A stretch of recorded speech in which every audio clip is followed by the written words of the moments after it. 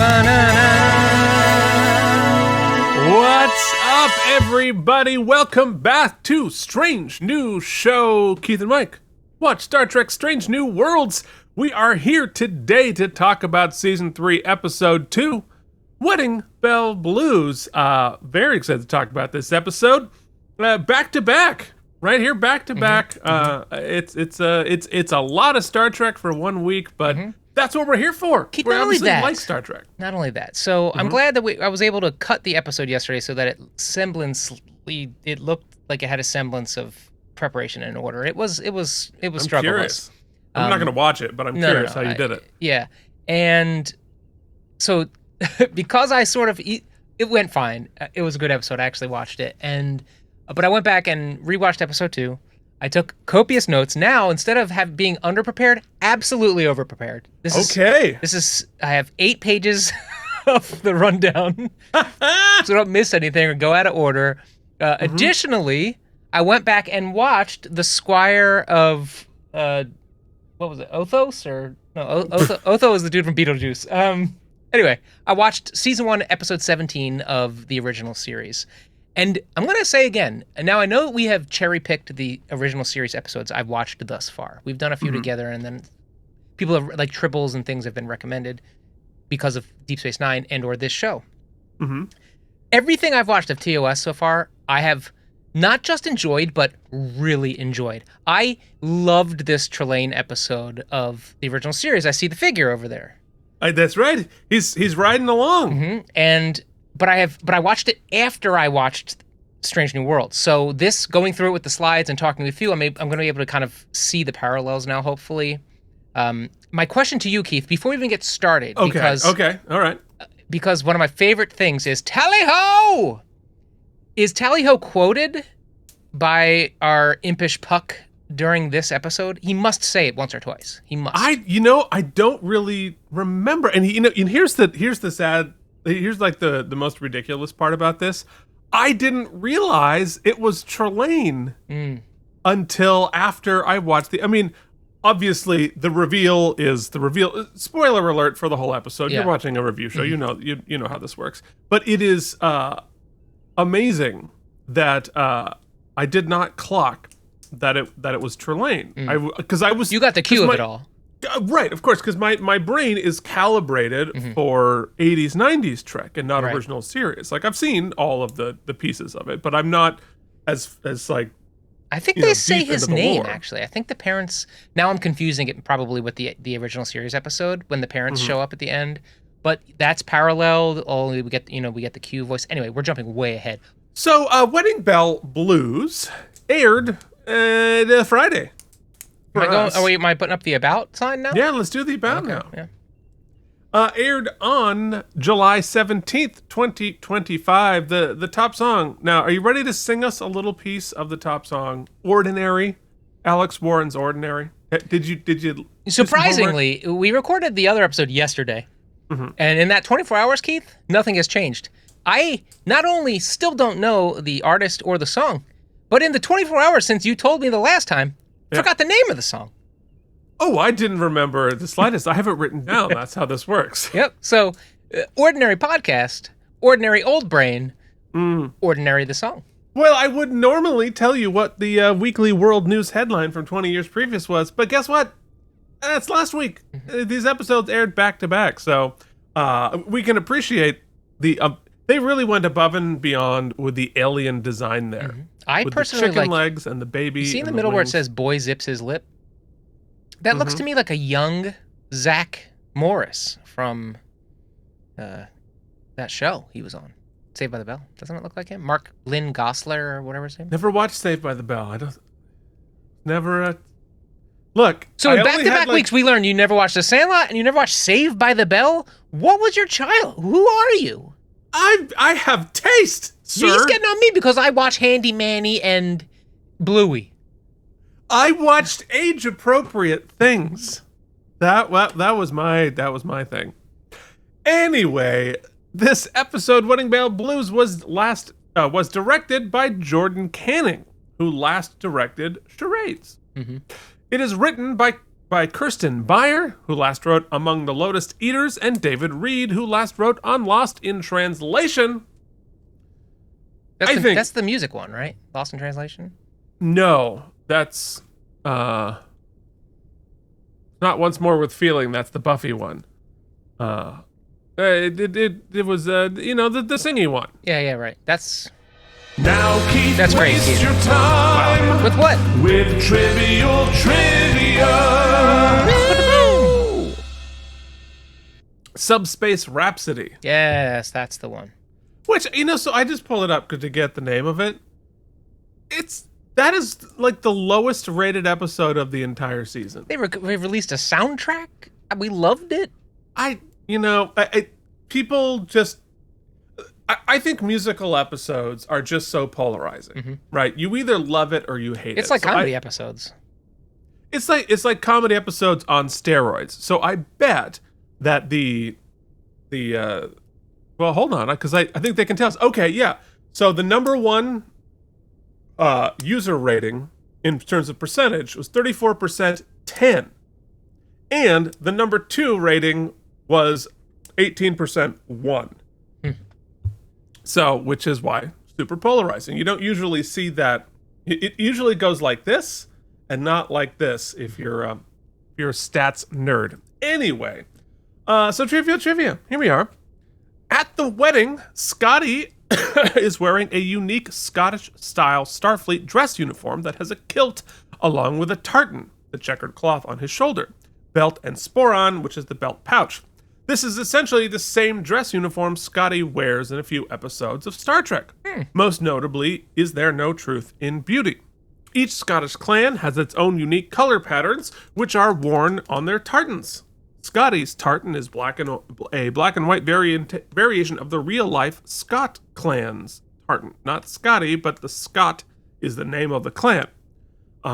Members of the clan Scott gave actor James Doohan their blessing to wear their clan tartan.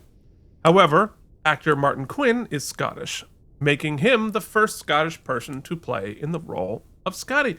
I'm a member of a Scottish clan.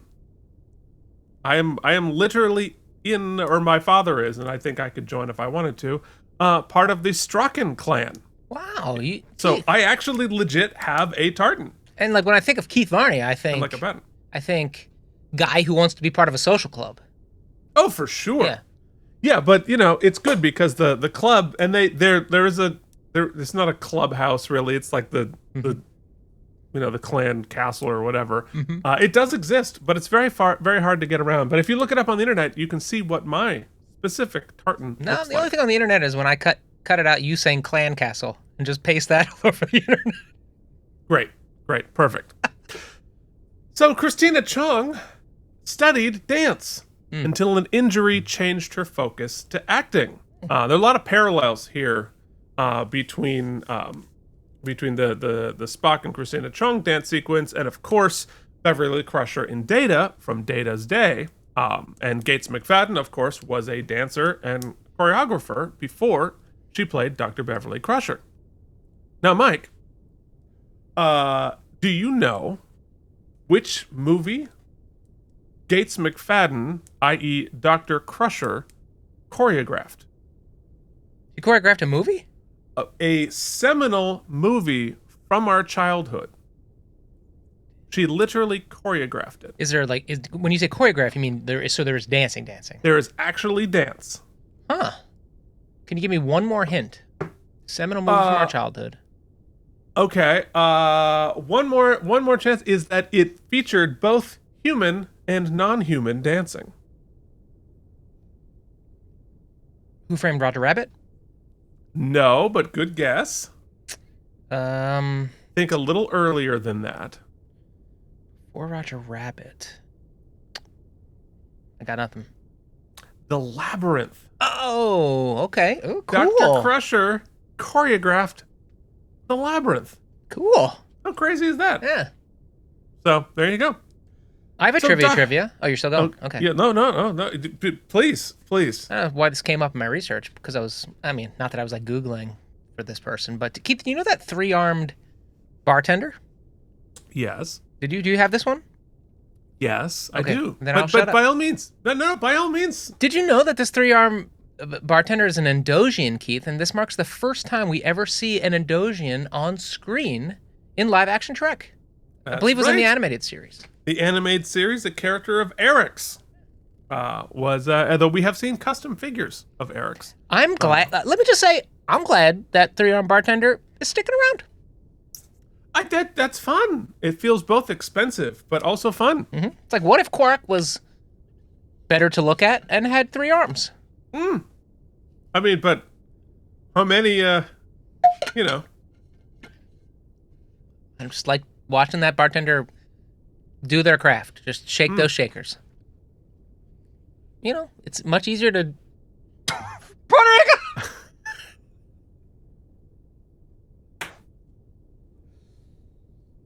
We are children. We are children. It's true. This is the worst. Dr. Roger Corby was first introduced in the original series. Season 1, Episode 7, What Are Little Girls Made Of, as, spoiler alert, the fiancé of Christine Chapel. Whoa! Wow. Yep. Wow. So we know this guy. Wow. Yeah. That doesn't bode well for Spock. Well, I mean, it depends on how much you know your, Star Trek history. Not a lot. Yeah. Well, you know a shocking amount about Deep Space Nine. That's and true. So little about everything else. Yeah. Makes sense. Our guest stars this week are Killian O'Sullivan as Roger Corby, Rhys Darby as the wedding planner, Tally-ho! Tally-ho! Melanie Scrofano as Marie Batel, Dan Janot as George Samuel Kirk, Minor Lucan as Beto Ortegas, and Chris Myers as Gamble 2. I don't know why that's 2. I don't know. Early. And of course, a very special guest star we will talk about later. Keith, you know who's always very special? And always a star? Never a guest, always family. That would be our patrons. You can see them right here. In this show, I don't read them because this is a very respectful show where we're on our best behavior and very mature. But that doesn't mean I don't appreciate these people. They keep the lights on. They are the few, the proud, the patrons. You can join that team at patreon.com/K&M. Notice we spell out that end. Yeah, we do. We do. We don't use the ampersand. It's A-N-D, baby. All right, well, what do you say we go into the screening room and talk about Wedding Bell Blues? Let me shout at you. It's one, ba-da-da, I won't give it away, but I am. All right, let's just roll. Yeah, yeah. I'm so low. Squeak. You are so I'm low. so low. I need to, not like singing a solo, but I need to like let me pull myself up by my bootstraps. All right. Oh. You didn't pull up. You zoomed in. Well, I don't gotta give people what they pay for. Wow. I mean, and folks, look, if that's what you're paying for, God bless. Nobody else is. I mean, I do believe putting it up on YouTube counts as consent. So, go nuts, folks. Go nuts. Keith, it's 3 months later. It is. Let me pull up my notes. Okay, you pull up your notes. I got my notes. You gotta work those slides too, buddy. I will. Don't you worry. It's 3 months later after that Gorn attack, and we're docked at Starbase 1, or as I call it, is that Ryza? To which everyone yelled at me, and they're like, "We've seen this place before." And I said, Starbase Fun. Yeah, Starbase Fun. And Keith, we're prepping for something even more fun. You know we all love a big military parade. The Federation Day Saiyan Centennial, the 100th anniversary of the Federation. And we're cleaning up, and we're getting psyched. Spock is juiced. Yeah. He's getting all kinds of prepared. And he's to point out, I'm really glad Wally's getting some work. Yeah, it's about time. So Spock is being buff and shaving his body and maybe taking 1 or 2 dance lessons from our good friend La'an. Yes, because Chapel's gonna be returning soon, so he's getting ready. Yeah, I believe he wants to give her some sort of a grand romantic gesture because, as Keith and I have learned in our life, that always goes well. Uh, this is where she admits that she was once a prima ballerina, and that was unfortunately destroyed when her brother was mauled by a Gorn, which tends to kind of ruin a career. Also, your feet get messed up, so ballet sucks for those reasons. It's not good for your joints. No. Yeah, it's not at all. I thought there was some fun repartee here where Spock does one of his, like, gets an idiom confused, and she says, distance make the heart go wander, or absence, I believe. And then he says, no, that would make your heart, that would be very unfortunate if your heart stopped. Yeah, you would die. I also really liked this like him measuring how far his shoulders should shimmy. Yeah, he's very specific.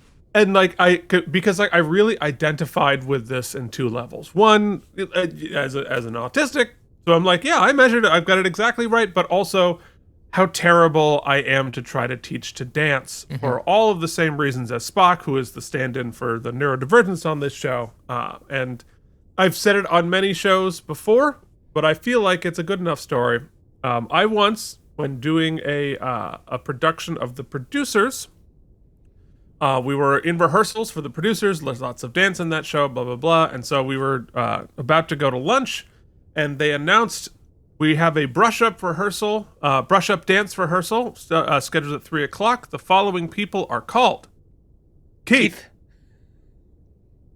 That is all the people who are called. So I got my own solo dance brush-up because I sucked. To be fair, it was a solo dance rehearsal with a rockette, so there are worse things to have. Oh yeah, I had a not similar, but my story with that is after I had met Keith, the same company asked me to come and do a production of MAME, a tour of MAME, and I said yes because I had just broken up with my girlfriend and I had nothing else going on, so I was like, let me leave for a while. And I get there, I'm just like in the ensemble, I'm understudying a part or two, and I get to the first day of rehearsal. On the first day of rehearsal, they fire some girl because she wasn't good enough. The second day of rehearsal, we start choreography, and I realize, oh, this is a Jerry Herman show. It's a lot of choreography, and I'm not a dancer. I am not a dancer. That's and true. I am in every dance number, and I am so far out of my depth that I am going to get fired. I'm just like, I know I'm going to get fired. And I was like, what is my mental state going to be after I got dumped, I'm getting fired from this national tour. Right. The dance captain's name was Lauren. She was awesome, and she looked me, we were tangoing in the first number. And I was telling her this. I was like, dude, I got to tell you, I'm going to get canned. I'm next. And she looked me dead in the eyes and she says, no, you won't. I will teach you everything. And she did. After every rehearsal, we would go back to the hotel and Lauren would teach me what I needed to know. And I will never forget two things. One, her, or two, and we talked about this with patron of the show, the Mysterious Walter. Be one of the helpers. Right? Yeah. You see someone's, if you can and you have the bandwidth during the rehearsal process, if you can be one of the helpers and help someone run lines or whatever you can do, be that person because it's awesome. Yeah, no doubt. Also, Keith, did you notice during the dance sequence, sorry to belabor it, but this is one of my weird pet peeves in production. She's teaching him a number and there's actual music playing and she does a count and she's like 6, 7, 8 and it's totally asynchronous to the count of the music and it just bothers me that we don't fix that. That's all. It's silly and not necessary and not even important, but those are things that clock for me. Well, and it's also like got to be especially annoying for Christina because she's actually a dancer. She knows counts and so she's not doing it wrong. It's all done in post. Yes. And so she's I'm sure they had a click or over something that. on during the shoot and then they use something different in the show. Yeah. But we hear over the loudspeaker, Keith. It looks like everybody's looking out because they let Spock know, hey, Chapel is about to arrive at the transporter room, and Spock, you can see it by his face here, he wants to say hello. He's as excited, yeah, and he's constantly trying to fix his hair, which is really funny, but his hair is a mess. Oh, it's terrible. This entire episode. Mm-hmm. But everybody else got new hair. Yeah, got new haircut, looking good, fleeking out. I was informed by my niece 2 days ago, on fleek is not a thing anymore. I'm saying it. Scotty here, welcome to the regular cast, mentions a strange sensor glitch, a ghost outside the ship, which is cool because it's Spock who says that in the Squire episode. Oh, who notices no kidding. it first. Okay. Cool. But it happens so fast that if you're like me and are barely paying attention, you wouldn't have caught it if you didn't go back. I didn't even recognize that they had said. But you knew, like, you've seen enough Star Trek, like, oh, some weird sensor thing, don't worry about it. Always worry about the weird sensor thing. It's a great reminder, because all I could worry about was Chapel coming back, because I was pumped with Scott with Spock. Oh, for sure. But Keith, the girlfriend. Let me pitch it. When your girlfriend comes home from college and her hair has changed, once again, I'll say it. There's a problem. Well, yeah. I mean, the bigger question is when your girlfriend says, "Don't wait for me," before she leaves to go to college. It's already over, buddy. Or how about when she brings home a friend from college and the friend says, "I don't need a room." Oh, yeah. I felt so bad for Spock here. To be fair, and again, if Spock is our neurodivergent, he did not pick up on the social subtext of "don't wait for me." So he was still, he didn't pick up that. I don't know if I'm Chapel still though. I probably would have thrown a call out to Scotty, being like, "Hey, when I beam in, if you could just make sure it's just you up there." Well, or at least like give some heads up to somebody that I'm bringing a boy home. But honestly, like Chapel through this whole thing and then the next few scenes, I'm like, is she trying to like harm this person? Well, we're gonna get to my feelings about Chapel a little later. But I will say, Spock, as if we couldn't, and poor Walter was hanging on. He's 14 and he hates the ooey gooey stuff, and he doesn't like cringe. And if you couldn't make it any more cringe, Spock had a gift for her, a wonderful first edition poetry book, Vulcan poetry book, and she is. But I will say that Dr. Kirby was very funny, and of course that we're gonna want to hate him, but we're not gonna be able to. They're gonna make him real great. No, he's a perfectly fine dude. He geeks out over Spock's book. Yeah, totally. It's like when you become friends with your ex's new person. Like it happens. Yeah, and you're like, oh man, they're great. Elsewhere on the ship, we got some boxing going on. Ortega's blowing off some steam. She's sparring with her younger brother Umberto, and he's visiting, making some sort of documentary thing is happening, and instead of last week's episode, Keith, this is my joke of the jokes. Instead of last week's episode where it was squirty squirt with the Gorn, this week it's flirty flirt. And if there are there's flirtation everywhere, and we're getting hints that maybe Uhura and Ortega's brother maybe have some sparks flying, Keith. Not just punches flying here, maybe some sparks.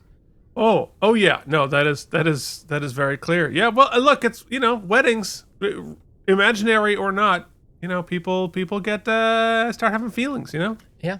So we then are gonna head over to and cool. This is a cool subplot. Brother seems cool. Yeah. Now we're in sick bay, and Una is, or number one is chatting with. I didn't know this character's name, but I had to look it back up. It's Ensign Dana Gamble. Yeah, new nurse. I thought super charming. Happy, I'm glad he was kicking around at least for the first few. And what do we find out? We just find out sort of that he's sticking around because Batel is leaving. Right, sticking around, and Batel is now healed up for the most part, and that Una's blood helped. Yeah, and then there's some foreshadowing about how Pike's going to be sad when Batel leaves. But this was cool, a cool introduction to Ensign Gamble, who seems like it's going to be a good addition. Doesn't really do much here, so hard Need to be sticking around. I mean, although certainly as the nurse Chapel stands, well, we got another nurse. Where's Chapel going? I don't know, Keith. It's okay. It's gonna be all right, buddy. Relax. I don't know. I'm quitting the show. But since we talked about Batel and we foreshadowed a little bit, now it's time to go over, and it's time for Pike and Batel to have some chats here. So they're getting ready for the big gala, and they're talking about her future. And on the professional side of things are going great. April has offered her a choice of command. She can basically work wherever she wants. She's got offers raining down. Pike is boosting her up and saying that they both got a lot of medals to her. Things are going great, but she doesn't quite feel like she feels like she should be savoring her time. She shouldn't be alive. She wants to make good on the time she has left. And Whoopi, apparently. Yeah, well, how long can you sit next to Pike without just getting steamy? Fair enough. They share, let's say, call it a tender moment, Keith, and the future, though, remaining uncertain. Yeah. Well, I mean, it's the obvious situation. I mean, you're both professional people, and you've been booked on different tours. Mm-hmm. And, both of your careers matter equally as much, and you can't always stay together. So but, it's funny. Like, I feel like they were prepping us for, breakup vibes there, but it doesn't feel like it. Now, I got the hint when Chapel told Spock, don't leave the light on. But there feels like there's still plenty of heat in that lantern in the Battelle. Oh, for Pike, sure. yeah. Well, they're gonna eventually have to go back to a long distance relationship, and then we'll continue on as we've continued. It would seem. And now, in a scene that defies a lot of logic for me, Chapel rolls in to give the gift back, right? So that already feels weird, and also is basically that gesture is saying "Are you mad at me?" And he's like, why would I not wish for you to have this gift? And he's Spocking, but he's masking his feelings. It's a little cringy for me, but it's super cringy, but I do buy it as a scene. I think this. No, I buy it. Totally buy it. It's super cringy. Chapel's her motivations are weird here because she's I didn't mean for you to find out this way, and that always makes me uncomfortable. You brought him back, so you did. What way did he mean to find out? This by doing any number of different things. What did you expect to happen? And then it gets even awkwarder because she clearly brought home a boyfriend, and then he's like, "So what's going on with us?" Right. Well, but that's the thing. This is where Spock's neurodivergence or autism or whatever is a problem, because she's trying to tell him where she stands with subtext, and he does not understand subtext, and so the only thing she's doing wrong is not just being super clear with him, because that's what he needs. He's not going to pick up the hint. He's not going to pick up the subtext. So instead, what she says is, "Are we going to still be friends? We're such great friends. Oh, by the way, come have drinks with us tonight." In the worst of all things. The worst. Why? That's just so cruel. And then I had to go back and watch the scene 3 times, Keith. Mm-hmm. And patron Jason Moe, thankfully in the watch along, pointed it out to me, and I didn't even miss there's a comedic orchestral stinger that happens at the end of this scene. Did you catch it? No. Oh, at the end of this scene, right here. Keep that screen. Go back. So we didn't catch a screenshot of it, but in the very next screen, go back one. Stay. Wait, back two. One more. Stay. In the next, right before we cut to the next scene, there's a musical stinger that's wah wah, and there's the apparition of the Trelane of it all in that back window. You see his reflection. Yeah. I did not catch that. So this is how Trelane is clocking what the situation is. Yeah. Okay, so Trelane he's got a cringe detector. Yes. I don't know why he's apparating when he doesn't need to. He doesn't need to be seen there, but obviously it's for us. Crazy. Great. But he's puckish. Yeah. He likes to insert himself into situations that aren't his business, and he likes to have a little flair.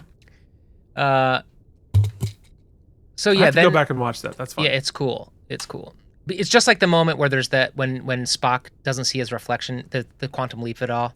He sees the Vulcan, but then the Trelane is in the mirror, is in the reflection of the drink. We see multiple times in the reflections that he looks different to everybody. That's the Clark Kent hypno glasses of it all. Yeah. Yeah. But and people even refer to him as an Andorian or whatever, but we're getting a human version. So I actually think it's a great twist on the eccentric wedding planner. It's pitch perfect. Oh, so fun. So everybody puts on their hottest outfit, and they're heading to Enterprise's hottest nightclub. 10 forward. Yeah, 10 forward, of course. I do have to say, looks awesome. It looks awesome, and we've been on the set before, but with New Trek, there's a lot of stuff that I've criticized. There's a lot of stuff that I feel is sort of like missing stuff or like it's not quite as good. But one of the things that it does so much better than 90s Trek is civilian clothing. Mm-hmm. They look like actual clothes and not like these ridiculous jammy things that like on basically all of 90s Trek, like Next Gen in particular, but then Deep Space Nine has it and Voyager has it. Like your civilian clothes look bananas. Agreed. In this scene, though, what I think the writers do, which is actually really difficult, and Keith, you can speak to this, is ostensibly Chapel and Corby are holding court and talking about how they met, and it's basically the challenge was write the most sickeningly saccharine romantic thing. Right. But ground it in a way and present it in a way that actually just kind of works. And as much as I will say 14-year-old, 15-year-old Walter could not stomach it. And this is where he jettisoned from the episode. And I applaud him for making it this far. I thought it actually worked. So the long and short of it, let me see how I noted it, is they were on they're doing archaeological research, and Christine remembers her mom telling that she hoped for her that her wish for her was that she would find the sun and the moon and the stars. And then Corby was able to bring her to a place where the sun and the moon are both together at the same time. So basically making her mom's thing come true. And he gives her this really... Stars and the moon and the silver moon. Yeah, that song has a completely different connotation. No, I was thinking of... I'll give you stars and the moon and a hot real Corby, and he gives you a rad bracelet. And Spock will stand in the back and listen to it and probably lose his shit. But then Spock was like, no, go on, which I actually thought was pretty funny. But again, like, it's so... Ugh, poor Spock. Well, we were taking wagers, Keith. I know the answer to this, but I will pitch it anyway. I was taking wagers. I was like, if the girl who friend-zoned you hard and then brought the new boyfriend up, my guess is that somewhere in Keith, you would want to still portray the character of like, oh, we're still buddies. I mean, this is cool. Would you go to the drinks that night, or would you? Of course I would. Yeah. See, I would have figured you'd be like, nah, I got something else. I gotta. No. Of course I would. I don't think I would have gone because because I am an eternal optimist. Because if you don't keep the friend door open, you just like you never know. This dude could turn out to be a douchebag, and who's she gonna go to when she gets dumped? Me. So I can be her best friend and help her find somebody else to break my heart with. So most likely the human part of Spock compels him that this is the type of situation that means to go to the bar. Well, but also it's about, masking how upset you are. You don't want to you don't want people to know. He doesn't make a scene. He goes quietly to the bar. And he strikes up a friendship, or maybe not a friendship, but he goes over and shows face. Even look at Kirk's brother looking awesome. Even with that mustache. Like, that's a sweater I would have worn in, 2002. It's a cowl neck. That's a tough one to pull off. Yeah, well. And he's wearing, Star-Lord's jacket over here. Oh, he sure is. Yeah. Yeah. It's a cool-ass jacket, you gotta admit. Sensible scrubs. Everybody looks awesome. You're right, Keith. I hadn't clocked the civilian clothes. They're awesome. Just, like all of the civilian clothes design. It's cool. Like, it's good clothing. There's a little touch of the future, but it's still that's a great grounded. shot. Great screenshot. Oh, poor Spock. I know, it's sad. Oh, I hear you. I feel you, buddy. I feel you. Look at his face. Look at the ensign's face. He's like, yeah, that's not. He's like, cringe factor. Gamble's like, I'll have another one of these. Well, luckily there's a nice Vulcan bartender whom no one recognizes. That's right. But I do from that Taika Waititi show that Jason told me about, Our Flag Means Death. Oh, I haven't seen it. Yeah, I haven't watched it either, but it's apparently very funny. But yes, so he's Vulcan to Spock, but to us, he's human. So Spock makes a wish here, and he's basically starting a plot that's going to what I thought be Big meets Groundhog's Day. Uh-huh. That's what I thought. So Spock wakes up the next day. He does say, he makes a wish, right? He's like, I wish things could be different with Chapel. He says those words, right? Mm-hmm. So at first I thought Mike was thinking he's a djinn, like a genie, genie type. Well, that's sort of what Trelane cues are. Yeah. Well, yeah. It can be. Yeah. Well, I have a bone. We'll talk about it. So Okay. Spock returns to, he wakes up the next morning with Chapel in his bed wearing a ring. They appear to be engaged. They're making out. She's smooching him. There's heat. Oh. Smells good. Keith and I definitely didn't watch that scene like 4 to 6 times. Maybe 8. So, on slow.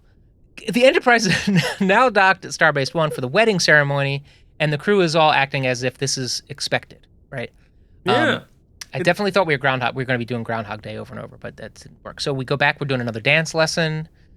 He's preparing, and Keith. Not only that, but the bartender is now an Andorian wedding planner overseeing the event. That's right. So, so that is something interesting because thinking about it now, everybody is experiencing Trelane as a different person. Mm-hmm. So I was thinking everybody was seeing him as a different species, but actually Spock is experiencing the wedding planner and the bartender as 2 separate people. Yes. But it's all the same person to us as the audience because we can see actual Trelane. Yeah. It's not only that, but like, it's not just that they see him as someone different. They're also operating under this weird delusion. Like, he's controlling their thoughts. Oh, right? For sure. So, and this is like where we get to see full puckiness, right? We get to see he changes the cake. He changes the sweets. The only person who appears to kind of know what's going on is maybe Colby, but every time he tries to interject, he gets shushed with magic. What an amazing jacket, nonetheless. A crazy jacket, and this is a performance that, even before you know the context, or maybe you do right away if you're like very into the Star Trek lore, I did not. Didn't matter. There's something Keith and I talk about often, and it's, if you are hired to chew the scenery, you better chew it. You better chew it. And our guest star here this week, whose name's escapes me, Rhys Darby, is... Rhys Darby is very well-established actor. Yeah. I'm sorry I didn't know his name. Flight of the Conchords? You have to yell at me. Yeah, I love Flight of the Conchord. He's the manager, right? He is chewing every bit of scenery. And Keith, stay right there. They change up the wedding cake, but first I thought it was an Easter egg because it looked like a Bajoran. 100%. Okay, so we're on the same page. Yeah, I thought it was modeled after a Bajoran orb. I thought it was a Bajoran orb. It still could be. It's still. I mean, I think so. Yeah, it's pretty fun. But I was expecting it to open up. I was like, when it didn't. So it seems to us that for whatever reason, this imp wants to make Spock's wish come true, and right now, that seems to work for everybody. Yeah, well, when your reality gets changed. Yeah. Now, Spock does seem a little pissed at Colby, or he's a little curious about what's going on, so he does follow him. Also, side note, it's nice to watch everybody else playing these characters. If you watch Pike specifically, he has such joy in literally every thing he has to do in this episode. He just has this giddiness about him that I kept taking it, especially in that final scene when he dances to Wham. He's having a blast. He's just having so much fun. I guess after last week or on set where he had to just cry and emote and tear all the time, this having a little fun was nice. Well, that is the thing. You literally do get to play such a wide range of tones on this show, and some people don't like it, but it is this has to be a blast to be on on this show as an actor. Yeah, so he changes their taste buds so that they like certain things. He magics the flowers. He changes the cake, and it's a fun scene. Just so much fun, and it looks really cool. And it's it's a blast. You can tell they're having fun. He's having fun. It's all cool. Yeah, it's adorable. So then Spock kind of gets the sense that Colby might be breaking into his secret files on his computer. If you know what I'm saying. The as or some folks might put it on their computer, receipts, whatever, or files you definitely don't need to look at. This is the most boring folder in the world. Yeah. Don't bother. Why does this parent folder have 37 subfolders before there's any content? I don't know. It's really funny. It just says taxes, but it's 40 terabytes. I don't understand.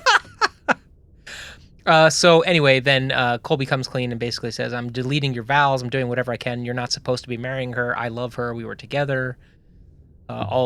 He basically says he's on to what's happening. Yeah. Yeah.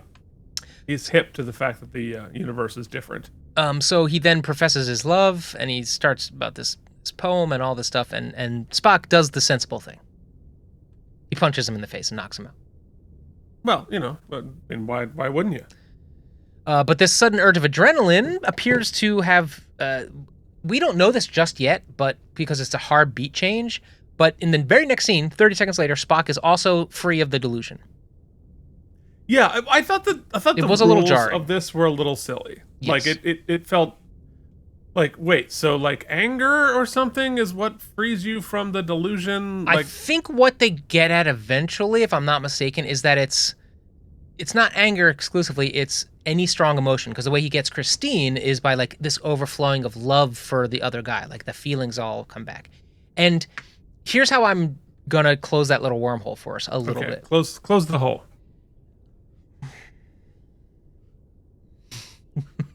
You don't want that worm going in. No, you're right. You're totally right. If we use the season 1 episode of the original series as the sort of template, right? The way Kirk initially discovers that Trelane is vulnerable, or the sort of like harpsichord layer that he puts them all in the beginning, is that there's an actual machine that is running the simulation. There's like an actual, there's a mechanical component. And so Kirk is like, we have to use our smarts and emotions to defeat the mechanical element. And so like, there's a touch point to this in that like the strong emotions override the delusion. That's the best I can do. And I would imagine for Trelane, for a Q or whatever, if you don't give the people you're playing with some amount of agency, then you're not really playing a game. You're just watching something. Well, that's what Kirk says at the end of the episode. That's how Kirk gets out of the whole thing before the Deus parents of it all. Kirk is like, it's no fun if you just kill me. You have to give me some Running Man. You have to give me a sword. You have to let us fight for real. So. Right. Well, there it is. Is it weird seeing me quote other Trek properties, Keith? And it is very, like, honestly, you being in control of the show and you're the expert, and I'm like, oh, yeah, right. It's very strange. It's got to be really jarring for the audience. That only works when JD tells me exactly what shows to watch before I man the chair. But it's great. What it does is opens up a really fun dynamic in that now we have to have the two guys who are fighting over Chapel, not really fighting over her, I mean, both in love with Chapel, to be buddy copping to figure this whole mystery out. Yeah. And it's a good way to sort of get to know this new character better and like have him be like a good guy in the position of a bad guy.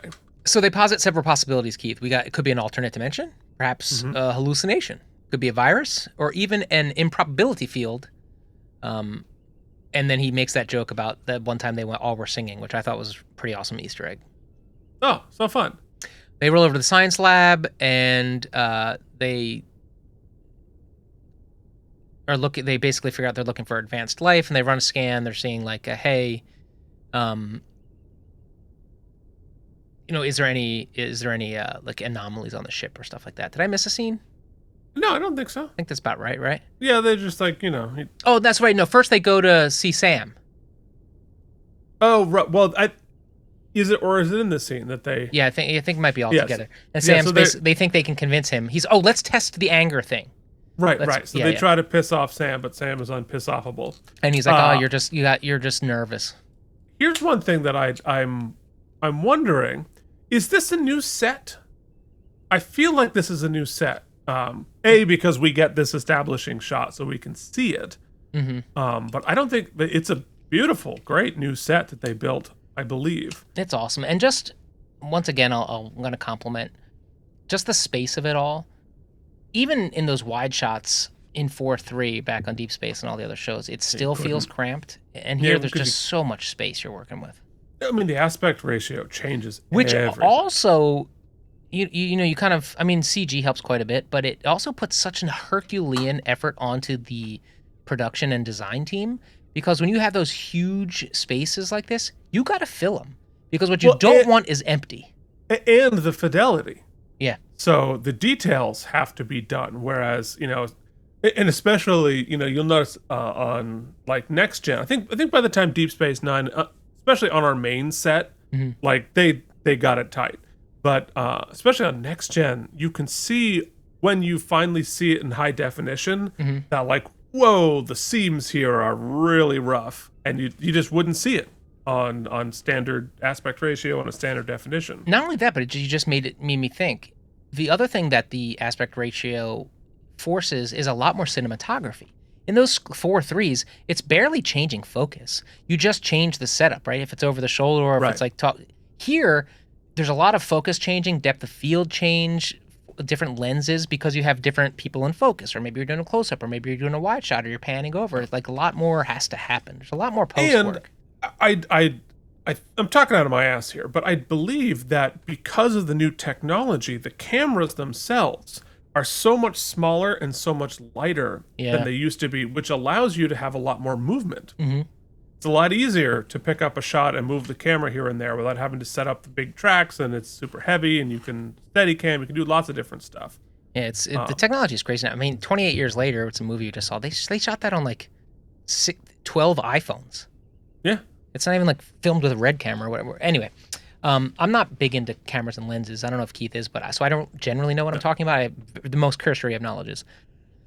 So they're trying to piss Sam off. They take it to the captain. Everybody's like, oh, yeah. Bachelor party. And Spock tries to use his bachelor party speech to tell them all that they are in the delusion of an impish extratrachecular... extratrachecular? I like that. Extratrachecular baddie. And they're all like, oh, ha, you're nervous. Why does that bottle look like a penis, by the way? That's one of the famous bottles all the way back to the original series. It's some sort of brandy that was actually manufactured in that bottle. You can still buy it in that bottle in real life. Penis brandy. Here's one thing that I think about with these windows here, especially it being a bachelor party. Like when you're normally in space, right? It's like you're in the skyscraper and you're above all the other buildings. So you don't really think about the fact that you have these big floor to ceiling windows when you have your brandy out. Because you're like, oh, well, no one can see me. But when you're, docked at a starbase, there might be somebody wandering right past your window. So you might want to pull the shades down, but they don't really have shades on Star Trek. No, but maybe they have. I would imagine every port window is also like a screen of sorts, and so you can probably like even offices now in the 21st century can make their windows opaque. Yes. So if you happen to be penis brandying, you just put up your black windows. If you hopefully you remember, because there's penis brandy. Well, because there are so many times where like you're driving the subway like right through the buildings, and you can see right into people's apartments and whatever they do. And like I think there's like a certain amount of wealthy once you have those floor to ceiling windows, like 10 stories up, you just like enjoy my brandy. Because once again, the rules of the delusion don't make a ton of sense, because nobody gives them any credence, and there's just sort of or just whatever magic is in their heads, it's strong. Let's put it that way. But not strong enough that love can't conquer all. We'll get back to it. Love can always conquer all. Love will keep us together. Well, the delusion is even stronger later when we get to the comedy beat with Kirby. Colby. I keep calling him Kirby. Kirby's Big Adventure. Kirby was an amorphous blob that just ate a lot. Different. So anyway, they figured out, they run the scans. They're like, hey, there's only one person on the ship that's not supposed to be here, or one energy form. And it turns out to be Puck Quark. Park. Yeah, Park. And they confront, and he basically says, I will do what I want. And if you mess with me, you'll give you what is he? He calls it a cavalcade of death, Keith. Hilarious. Which is pretty awesome. That's a great screenshot. Yeah, I wish I didn't capture it. Spock in the little glass, I got a pretty good LOL from that. Right. There he is. Oh, that's good too. Yeah, that is a good one, yeah. That's an action figure. That's an action figure. That's definitely an action figure. Yep. And this is where you start really feeling the cue of it all. Which is fun. Makes sense. So all that's left really, And I kept saying it. I just kept writing down, chew the scenery, chew the scenery. And so now we get the wedding, Keith. Get the wedding, and we get more Awesome crazy costuming. outfits. Yeah. And I like Ortega's. Yeah, ceremonial hall here on Starbase 1 is pretty cool. Yeah, boy, the Starbases look a lot fancier back 200 years before the next gen. We do like the slightest bit of just tomfoolery here as we make him the maid of honor, which I think is Shenanigans. Just great. And really they basically decide they have to go along with it until they can figure something out.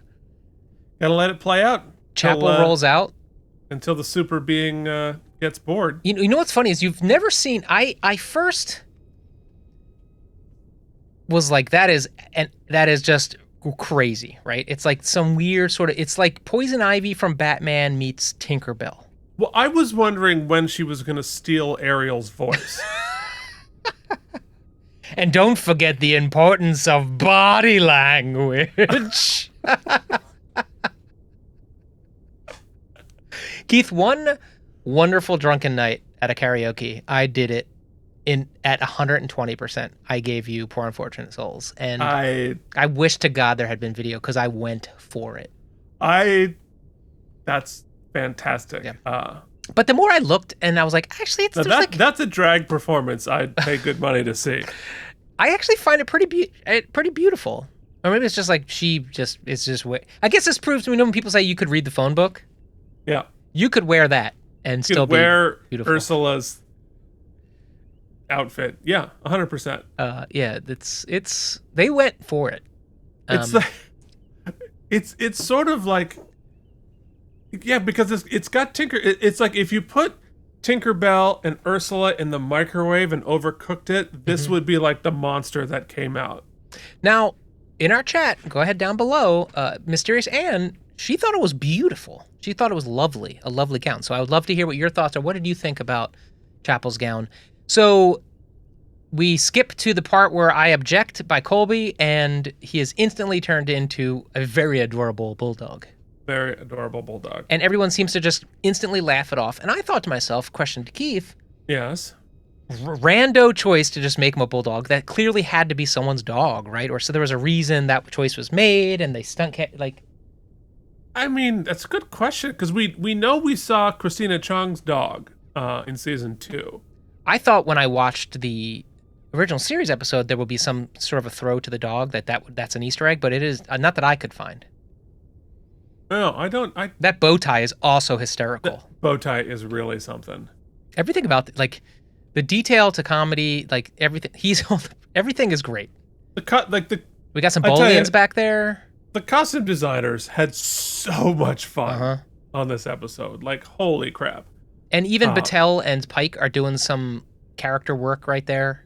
And I like Battelle's like weird over-the-shoulder armor sort of a thing. Yeah, also holding like some sort of a bouquet. Maybe Chapel handed that off to him. Yeah, and Benga's got one. That's everybody looks great. It's cute. It's fun. And then Spock does he basically uses his vows as an opportunity to quote the Pablo Neruda 2 poem, and also it gets intense. I should have quoted the whole thing, but there's a lot of I crave your mouth, your voice, your hair, all kinds of stuff. And then eventually the fog lifts for Chapel. She sees the bracelet. She realizes that, hey, this isn't right. And Keith, no better way to piss off our Trelane here than to mess up his game. In which he now begins to threaten to murder everyone. Sure. I mean, as one is apt to do.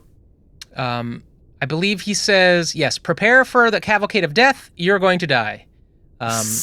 Which is another t-shirt.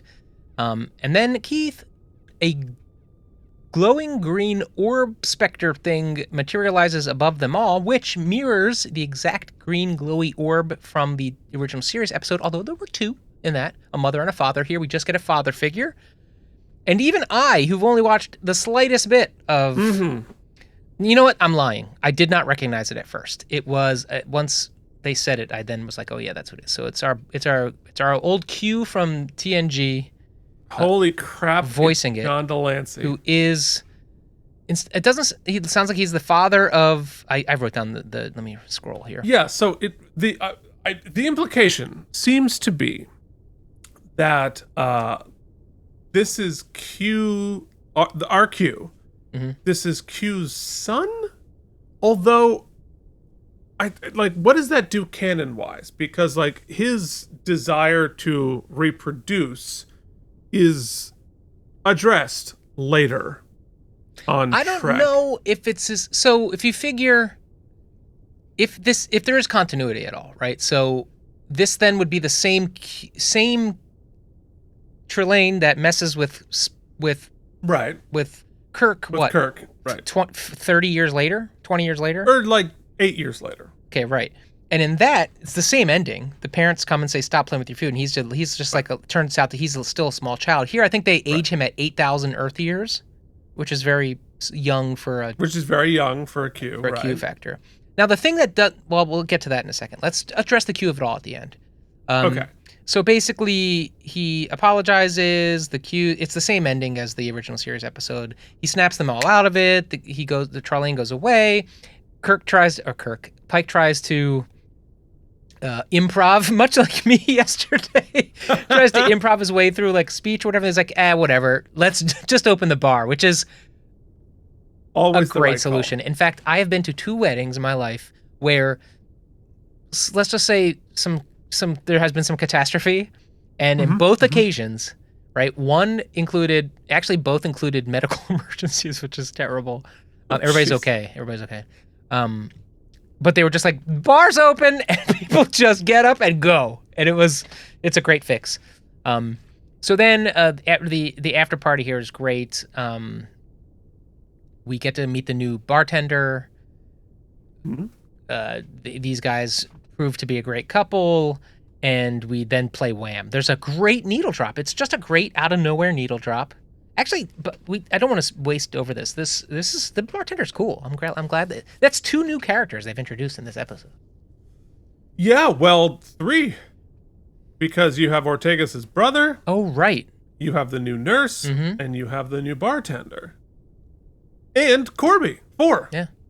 And I'm assuming most of them will be recurring. They do it really. It's paced well. They do it rapid fire here at the end. There's just like a brief conversation with the bartender, offer her a job. Then we have some more flirty flirt to the horror and the brother, and we set up the table there. And then we show Colby and Chapel again. We know how that's going. And then so this is my question to you. Are you going to ask me the same question? Are you sensing some heat?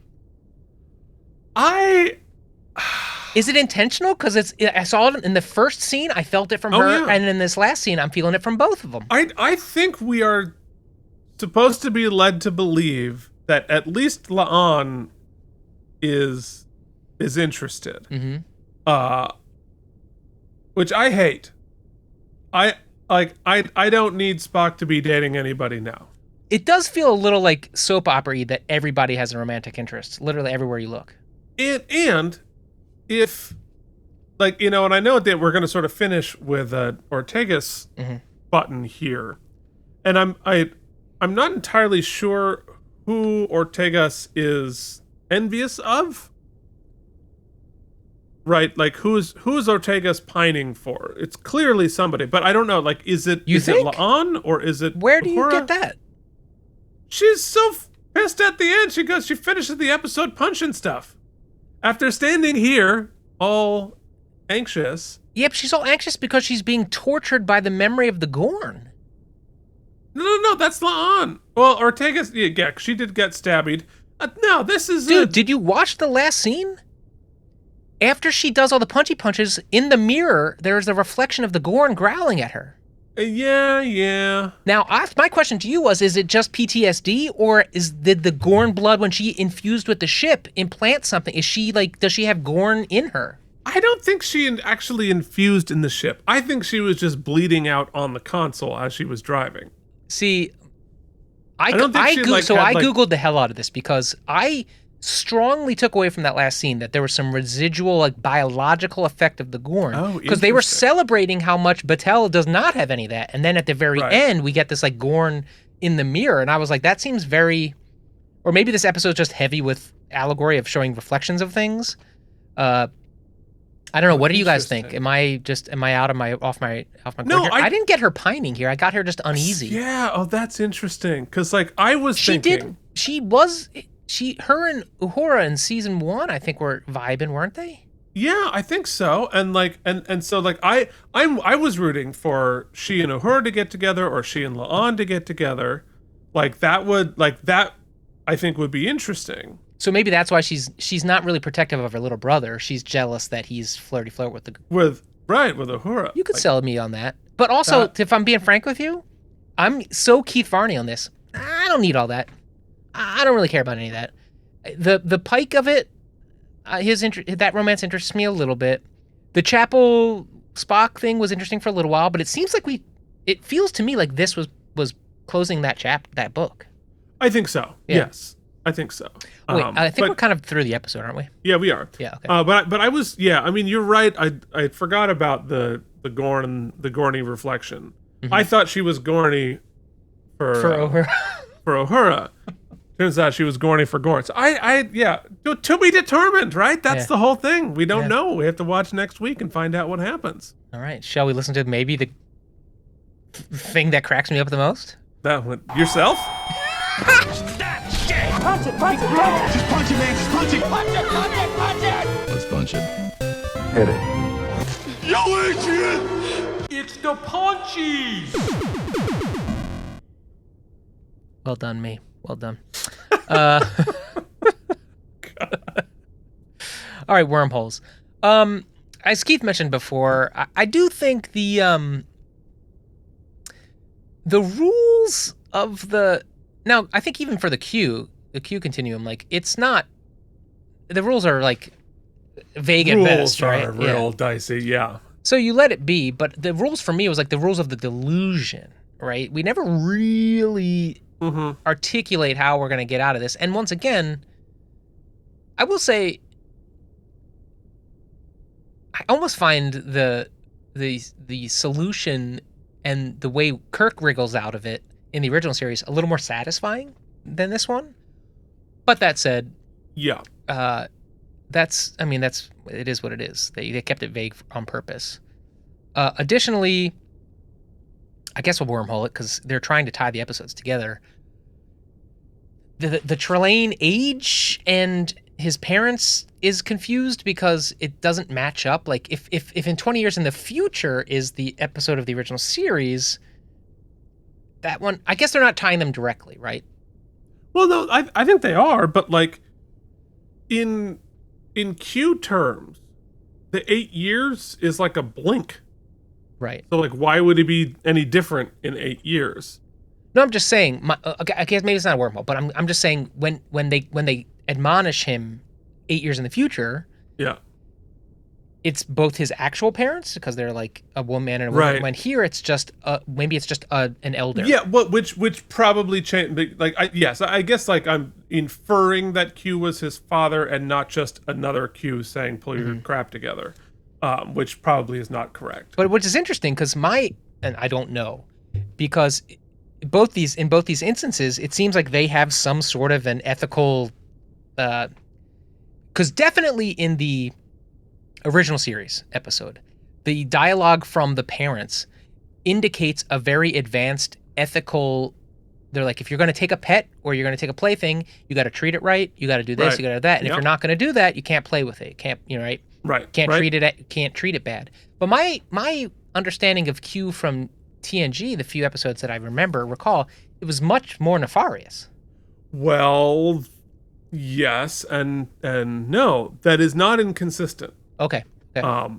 Because every Q is different and has a different relationship with what's called the Q continuum, which is it like Borgie? Are they sort of like one? They shared consciousness or no? No, That's just... no. They are all individuals, and that there is a society and there are rules, but we don't know if the Q that we've come across cares to follow those rules.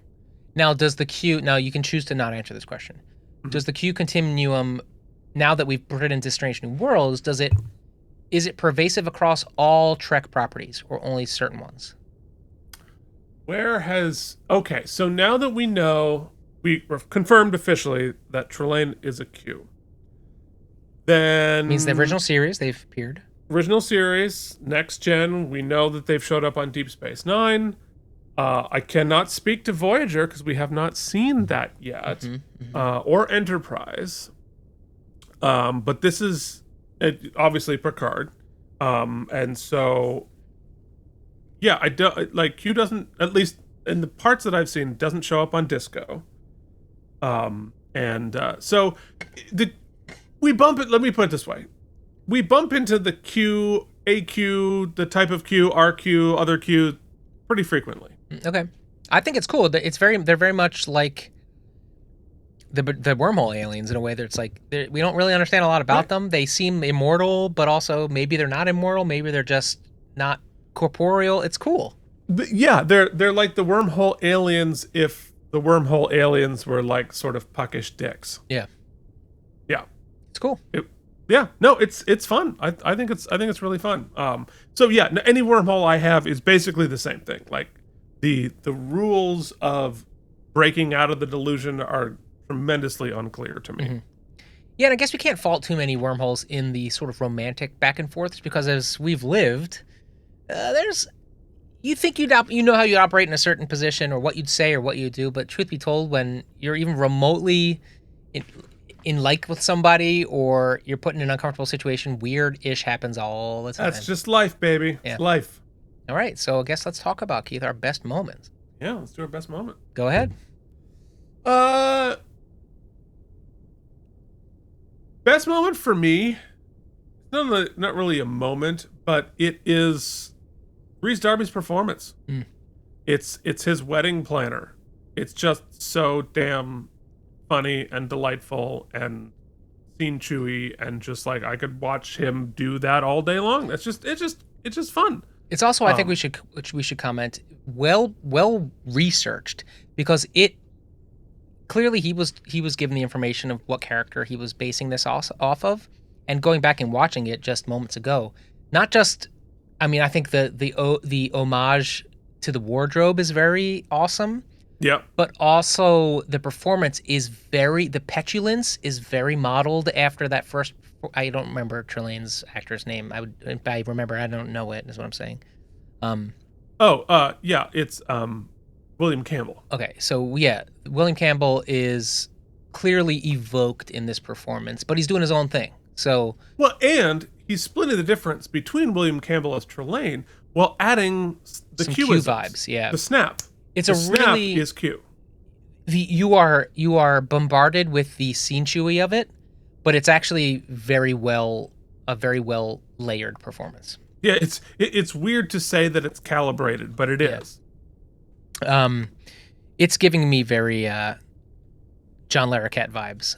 Are one of our favorite scene chews. Yeah, John Larroquette. That's true. You know, he did his character Joey Herrick was just like this monstrosity of a comedic murderer on The Practice, but layered and really wonderful. So well, and like the type of like fun narcissist who like just likes manipulating people. I'm gonna throw it out to a tag team of two scenes. The scene where Corby and Chapel are relaying how they met, their gooey love story, and Chapel's response to and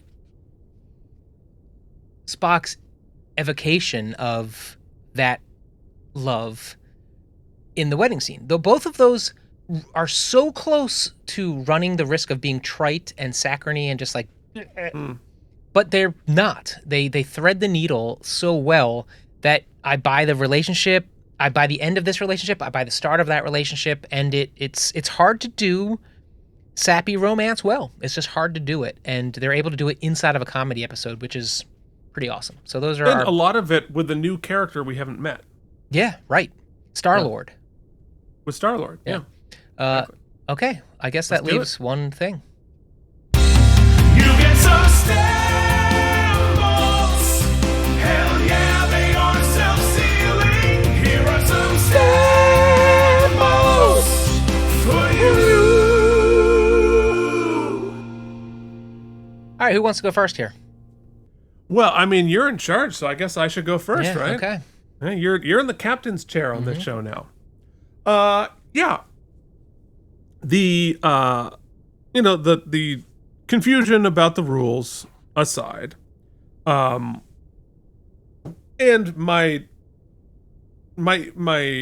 discomfort on Spock's behalf, and my discomfort with Chapel's not understanding the type of communication he is going to need as someone who does not process emotions the same way that she does.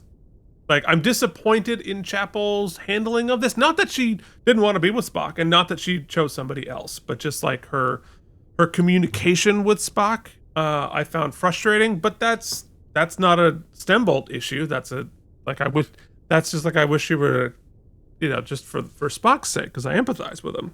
But I find this episode super fun and super satisfying. I think it's a great callback, called forward, right, to both the original series and tying it with the 90s. Like, it is a great intersection of of 4 different eras, or 3 different eras, right?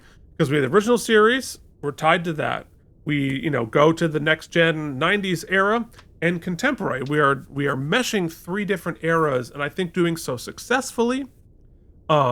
It's answering a question, a proposition that people have had ever since Q came around. Wait a minute, was Trelane a Q? Well, now, yeah, the answer is yes, and that makes sense, and it's fun. Having John Delancey come in and cameo at the end, chef's kiss, like, so fun. Like, what? Like, that's great. It feels like a sequel of sorts without being a full remake to the Squire of Gothos. That it looked great. Costume stuff was great. Some of these things were dropping, like what's going on with Ortegas or whatever. Who knows? I don't know yet. But I had fun. That's just no getting around. That's just a fun damn episode, and I'm glad to have it. So it gets a 91 self-sealing stem bolts for me. Interesting. So think back to all the weddings you've gone to. Pick out like the top 3, right, in your head.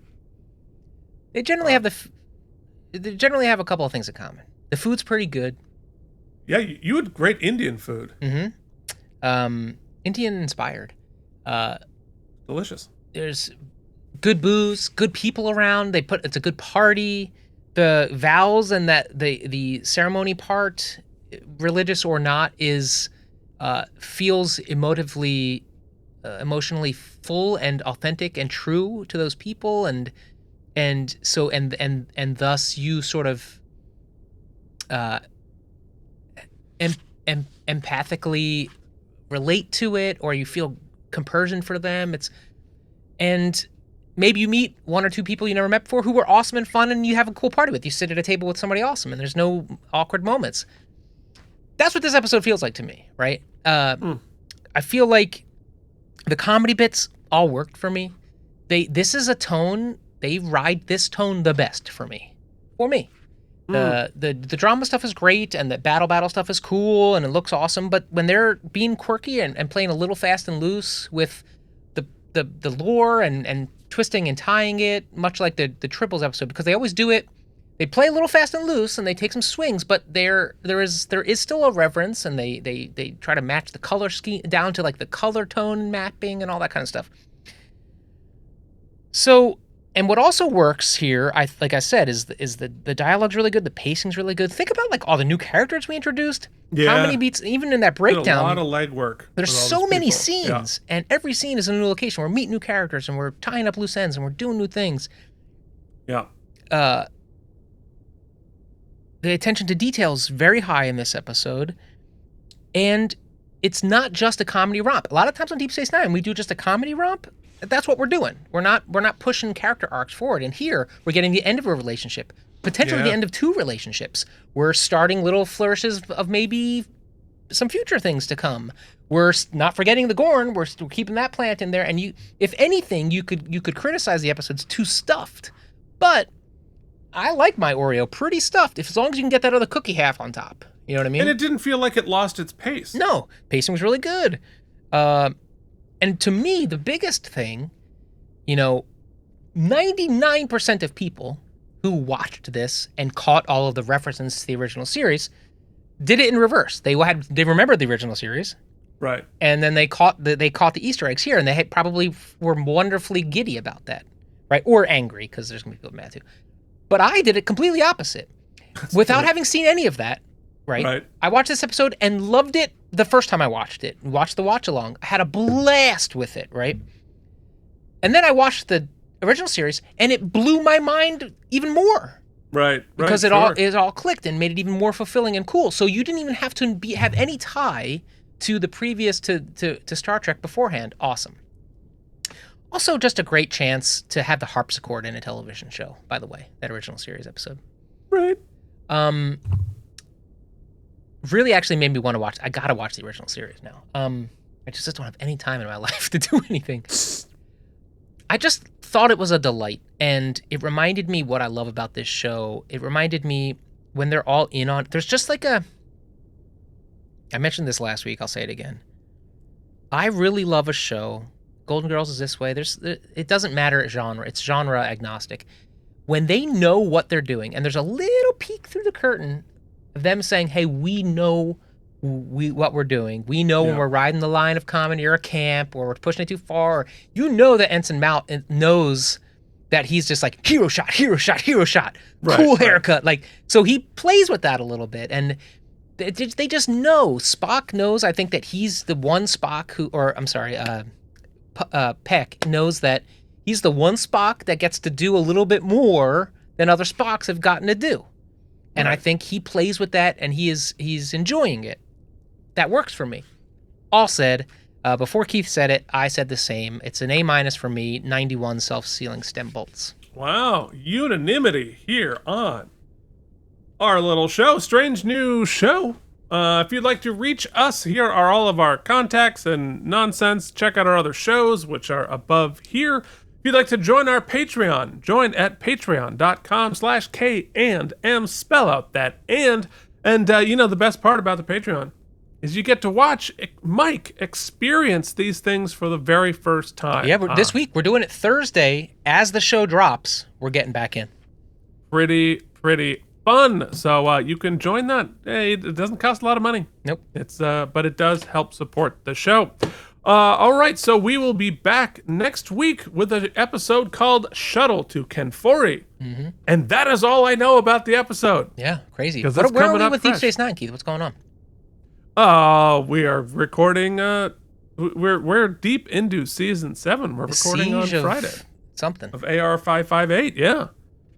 Intense episode. Can't wait to talk about that on the show when we get to it. That'll be dropping in your feeds on the Friday. Thank you so much for watching. We will see you back next week with all of our things. Till then, this has been Strange New Show. Keith and Mike watch Star Trek Strange New Worlds. Thank you for watching K&M Entertainment. If you enjoyed our particular brand of nonsense, please like and subscribe. Or become one of our patrons at patreon.com/KNM.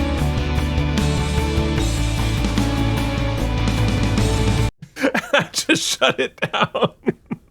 Sorry, guys. Sorry. I thought we were doing a podcast. My bad. We're getting through it is what we're doing.